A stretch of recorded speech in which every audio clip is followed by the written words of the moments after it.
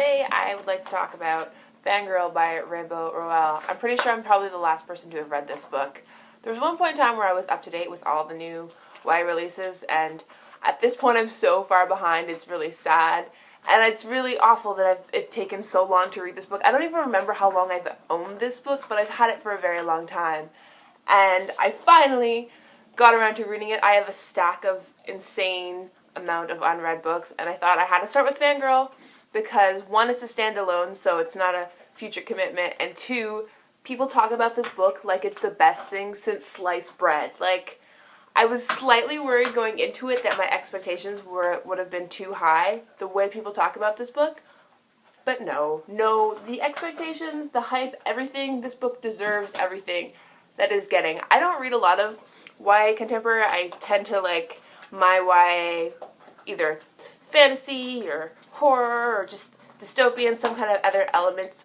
But this book is probably one of the best YA contemporary books that I've read. It's so charming and lovely and sweet and so completely relatable. I never really got into the whole fan fiction thing, but I was insanely obsessed with Harry Potter at one point in my life that I spent pretty much every day on MuggleNet and Leaky Cauldron and just reading everything I could about Harry Potter, so this was obviously completely relatable and laugh out loud funny. There's a lot of little moments where you're like, I think one of my favorite lines is when Kath is saying to Levi about how Starbucks is a faceless corporation, and Levi's like, well, so far they've allowed me to keep my face. So adorable and so hilarious.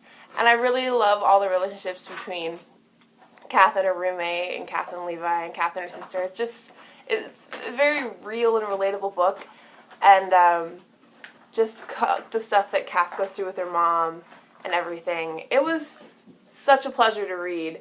The only really thing I didn't like was every chapter was interrupted by like either an excerpt of her fanfiction or an excerpt of the actual book. And I liked it at first because then you were kind of getting a taste of what it was. But then as you went on further and further, I liked the little excerpts less and less. I just kind of wanted to skip through them and just keep reading the chapters, and like, oh, I don't really want to read this. And it's because they sort of jumped from like book to book. If maybe there was like a story happening in those excerpts that you could follow, they might have been a little more enjoyable. But really, that's kind of the only thing that I didn't like about the book. Also, I've heard someone else say this in one of their reviews. They actually mention Harry Potter, and if we take it that Simon Snow series is our Harry Potter series, it's kind of weird that Harry Potter exists in tandem to Simon Snow. It really shouldn't. But other than that, I flipping love this book. Soon ASAP, I'm going to run out and buy Eleanor and Park and Attachments because Rainbow Rowell is fantastic, and I need to read more by her. I seriously got to the end of the book, and I flipped the last page, and I'm all like, no, wait, no, it can't end there. What? I have so many more questions. This is a book I definitely would read a sequel if there was a sequel to it, but I realized it's a standalone and I won't get a sequel.